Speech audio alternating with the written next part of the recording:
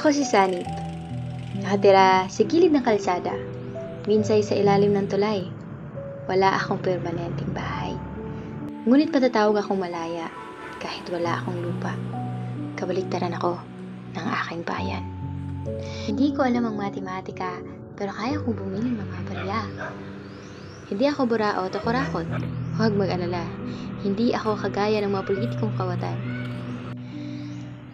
Ilang taon na rin ang lumipas, ngunit wala pa rin pagbabago. Hindi pa rin nadudugtungan ng tulay na tinitirhan ko. Kinapos raw kasi sa pondo. Mabuti na rin at may natutuluyan pa ako. Nakakaligo pa rin ako sa kanal na hindi natapos. Dahil sa kinulang daw ang budget upang mairaos. Mainam na rin dahil kahit madumi libre ang tubig na aming nililigo. Hindi pa rin ako nakakapag-aral. Wala raw kasi kaming pera, pang tustos sa eskwela. Minsan inisip ko pa, baka kulang talaga ang mga silid. At ang edukasyon pa sa kagaya ko ay hindi pa rin maaaring makamit. Wala akong pinag-aralan.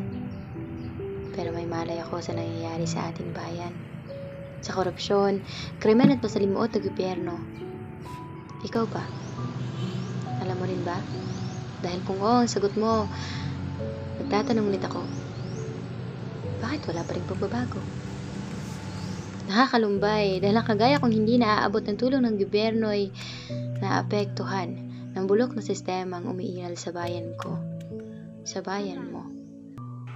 Kaya minsan napapaisip ko, mas mabuti na rin siguro hindi ko alam ang ibig sabihin ng pagmamahal dahil ayaw ko ring ibigin ang bayang sa aking walang pakialam. Ako si Sanip, ang nagkatawang tula sa aking bansa.